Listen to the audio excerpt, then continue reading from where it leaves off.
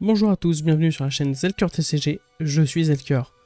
Bienvenue pour cette troisième partie d'ouverture. Si vous n'avez pas vu les deux d'avant, elles sont sur la chaîne. Si vous voulez pas manquer la quatrième, abonnez-vous. On va tout de suite partir sur 6 boosters. Les 6 avant-derniers boosters de la boîte. Comme à l'accoutumée.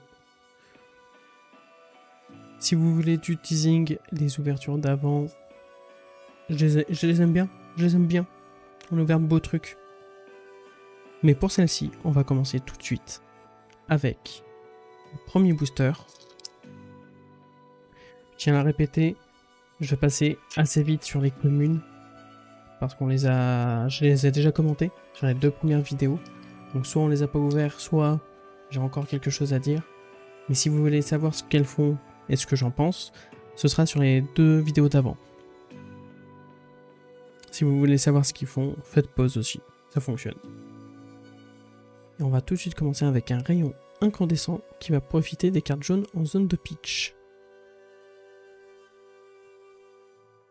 Un courage retentissant pour créer un jeton courage. On en a ouvert dans la vidéo précédente si vous voulez savoir ce que ça fait. Colère des anges qui va augmenter l'attaque des actions d'attaque avec héros dans son nom. Et on n'en a pas eu beaucoup. On passe côté ombre avec le revers ténébreux. J'en ai ouvert une feuille dans la vidéo d'avant si vous voulez voir à quoi ça ressemble, c'est magnifique. Celle-ci, on n'en a pas ouvert assez.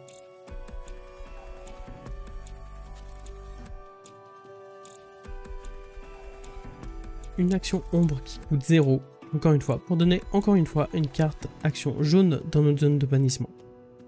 Faire attention à ça. Par exemple, cette Banshee de Fantôme qui n'a pas, encore une fois, et qui va taper à 6. Et avec le portail unique, on va pouvoir la jouer depuis la zone de bannissement. On en est déjà à la foil avec une réprimande CS qu'on n'a pas eu foil. Regardez-moi ce foil sur cette main magique là et qui finit en un point. Tellement foil, ça fait un point blanc sur ma cam. Le travail qu'ils font sur le foil est magnifique. Allez, première rare. Semi-Deus affamé. On ne l'a pas ouverte. Ça va être une attaque à 6 qui va coûter 2. Et si un héros adversaire a au moins une carte dans son âme, on peut jouer cette carte depuis notre zone de bannissement. Quand on va toucher un héros, on va bannir une carte de son âme. Malheureusement, c'est quand même bien une carte de side. Parce que des héros avec des cartes dans leurs âmes, j'en connais que 2.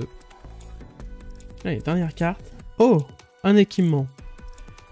On a toujours du mal avec les équipements. Là, cette fois, c'est bien, ça arrive vite. Alors, on a été coupé par un souci technique qui s'appelle plus de mémoire. J'espère que ça passera. Normalement, vous n'avez pas vu la coupure. Si mon travail est bien fait, je recommence du coup sur cette carte qui est un équipement spécialisé pour Vincent, qui est donc le héros Ombre Lambrune. Ça tombe bien, c'est ce que je veux jouer dans cette extension. Et une fois par tour, on va pouvoir attaquer en payant un point de vie. Et si elle touche, on crée un champ de runes. Pourquoi pas? J'aime bien cet équipement. On va passer au deuxième booster. Pas de dinguerie hein, pour l'instant, c'est que le premier booster sur ces 6 là. Mais la petite arme, elle fait vraiment plaisir. Parce que j'ai ouvert Vincent jeune. Et j'avais pas d'arme à lui donner, donc maintenant c'est fait. En plus c'est une main, donc si ça se trouve, je peux en avoir une autre. Ce booster va commencer par Point du jour qui va pouvoir prévenir jusqu'à 4 blessures d'une source ombre en instantané. Colère des anges toujours pour les cartes avec héros dans son nom, plus 3 cette fois. Impact flagrant dans la mécanique du guerrier va valoriser les cartes jaunes. Boucher des âmes qui est une carte side qui va bien taper les gens avec des cartes dans leur âme. Le spectre de fantôme qui fait pas grand chose mais qui a portée unique et ça on apprécie. Hommage à la démolition. La Banshee de Fantôme qui fait mal aussi. Mais c'est la brune cette fois. Oh, sympathique. On a le brise-mur qu'on n'avait pas ouvert. En rare, en foil. C'est une attaque ombre brute qui va coûter 2 à jouer. Qui va taper à 5. Et si on a banni une carte avec au moins 6 de force ce tour-ci, elle gagne maîtrise. Donc elle ne peut pas être défendue par plus d'une carte d'action. Ça peut être sympathique. Et la dette de sang comme toute carte ombre de cette extension. Pour le foil, je trouve pas fameux. On voit qu'il y a plus de foils sur le bras. Mais c'est pas non plus flagrant. Je crois que ça gagne pas beaucoup à ce que ça brille. Les armures, ça aurait été sympa qu'elles brillent, mais effectivement, c'est mieux qu'elles brillent pas parce que c'est pas le sujet de la carte. Enfin, on commence les rares du coup. Avec Enterré. Qui, je vous le répète, je ne sais toujours pas quel effet ça fait que les cartes dans la zone de bannissement soient face cachée. Mais si ça touche, c'est ce que ça fait. Ça en retourne une. Et quand ça attaque un héros ombre, elle va gagner plus 1. Donc 6 en rouge. Ça coûte 1, pourquoi pas. Allez, on passe à la dernière carte du booster. V de valeur, mais rouge cette fois. Donc la réaction d'attaque que ça nous offre en tant qu'aura, c'est plus 3 de force, on apprécie. Ça coûte 0 à poser. On l'utilise pas forcément le même tour où on l'a joué. C'est sympathique. On passe donc au troisième booster. Je sais pas si ça se sent qu'on va plus vite au niveau des ouvertures, mais c'est normal. Beaucoup de communes ouvertes. On les connaît toutes. La résolution céleste, on en a ouvert une en foil et elle aussi en foil, elle est vraiment belle. Oh, un bouquet spectral. C'est une aura qui a parade 1. On va détruire ce jeton pour prévenir un de ses dégâts. C'est fort. Hop. Éclairer la voie, qui encore une fois va valoriser les cartes jaunes. On continue avec un frémissement putride que j'apprécie beaucoup. Oh, un équipement. Alors, certes, commun, c'est un équipement. Linceul de ténèbres. Si notre héros devait subir des dégâts, on peut bannir cette carte pour prévenir 2 de ses dégâts. Par contre, ça a la dette de sang, faudra pas la bannir impunément. Un glisseur de faille. C'est pas celle qui va taper le plus fort, mais là, encore une fois. Et on continue avec la foil, éclairer la voie. Allez, on continue sur les rares, c'est ce qui nous intéresse. Enfin, ce qui nous intéresse, ce serait d'ouvrir des légendaires ou des majestiques, hein, mais les rares, ça nous va aussi. Fanfaronnade rayonnante. En coût supplémentaire pour jouer cette carte, on va charger l'âme de notre héros. Donc mettre une carte face visible en dessous de notre carte héros. Si une carte jaune est chargée de cette manière, elle va gagner plus 1 en attaque. Ça coûte 0, c'est sympathique. Et on finit avec un brise-mur, pas foil cette fois. Et ben allez, 3 boosters, toujours pas de dinguerie. C'est bien dommage quand même. Allez, une petite légendaire, ça ferait plaisir. Oh, une cold foil aussi. Une cold foil, ça fait plaisir. Même sur une commune, le cold foil c'est assez joli pour que sur une commune ça passe quand même. En tout cas, on va commencer par une résolution céleste. Le défenseur du point du jour. La colère des anges, toujours pour les héros. Enfin, les héros AUT. Le revers ténébreux. Carte que j'aime beaucoup pour son illustration, son effet. Bah, c'est ombre brute, quoi.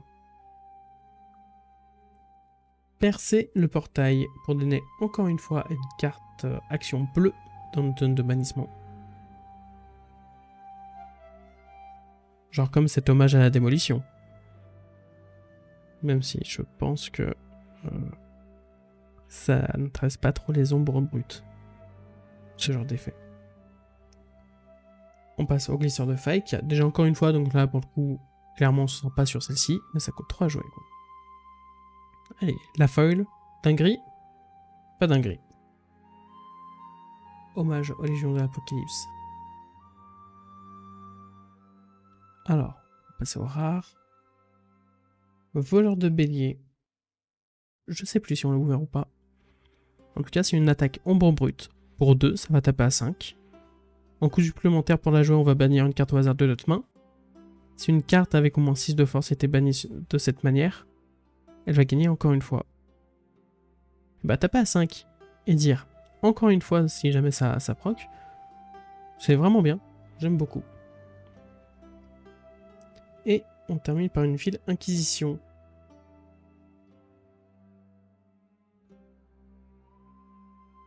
Déjà plus que 2 boosters. Ah là là. Toujours pas de dinguerie. Même pas un peu de cold foil pour vous le montrer, quoi.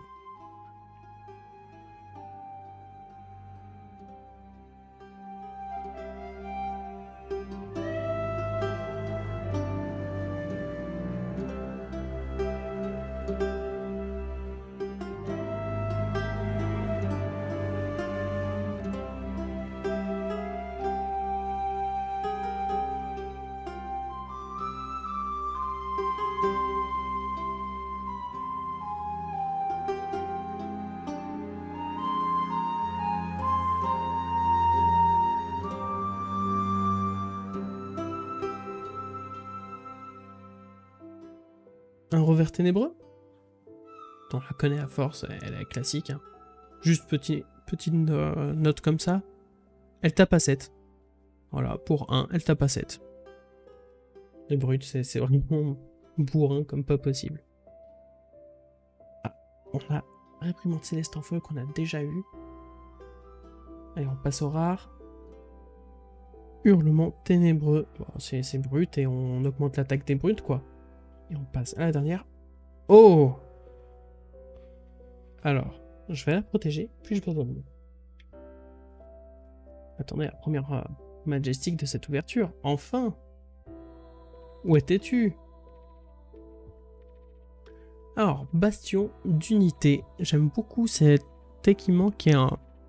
pas full art, mais on va dire un art étendu. J'aime beaucoup. Guerrier, équipement, main non dominante. C'est-à-dire, si on a une arme, une main, on peut le mettre à côté, c'est ça? Enfin bon.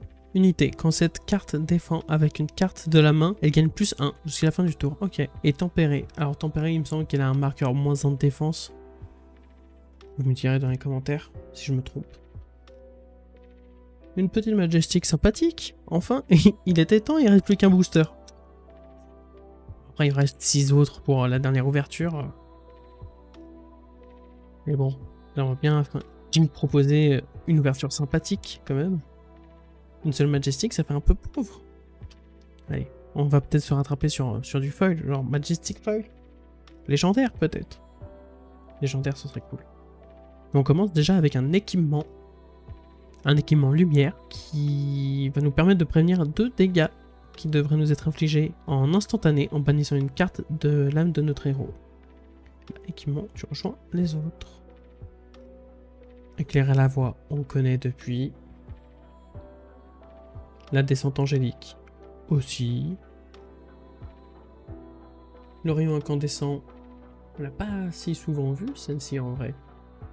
Si on a une carte jaune dans notre zone de beach, elle est plus forte. Elle tape près à 5 en jaune. Ok. Sympathique. Un hommage à la démolition. Bourrin sur du bourrin. Un spectre de Ventôme qui va mettre 5 en jaune. On aime bien. Ça tape fort, on aime bien. Ça tape fort et puis ça peut être joué depuis le bannissement. Et si je dis pas de bêtises, il n'y a que notre héros qui peut bannir dans l'ombre Lamrune. Dans cette extension-là en tout cas. D'ailleurs, j'ai pas tiré d'autres héros, voilà. Ça fait longtemps. Ah, un équipement. Wine des ténèbres. Et on a un magnifique Implorer le Sommudeus en foil. Avec le cercle magique qui est mis en valeur. Je l'aime vraiment beaucoup et je la jouerai clairement. Allez, les rares. Quelle dinguerie! Une code foil! Je sais pas si ça se voit. De mon côté, ça se voit vraiment beaucoup. Si, là, ça se voit. Là, ça se voit que cette hache-là, elle brille. Alors, je vais faire ça. Je vais sortir une petite protection. Parce que, certes, c'est une rare, mais c'est une cold foil. Donc, on la protège. Ah, je vais voir ça. Ok, c'est à l'extérieur. La grande hache décimatrice. Une arme de guerrier à 2 mains.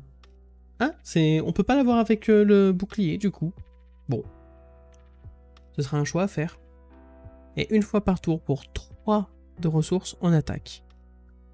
La première fois à chaque tour que cette carte est défendue par une carte de non-équipement, divisé par 2 la base de défense de la carte qui défend. Arrondi à l'unité supérieure, d'accord. Ça tape à 4. Je crois que c'est une des armes que j'ai vues qui tape le plus fort. Après, c'est pas étonnant, je joue assassin. Forcément que mes armes vont pas faire mal. Et la dernière carte de cette ouverture, je pense pas qu'on puisse faire mieux que du Cold Foil. Enterré. Qui est très spécifique à taper des ombres.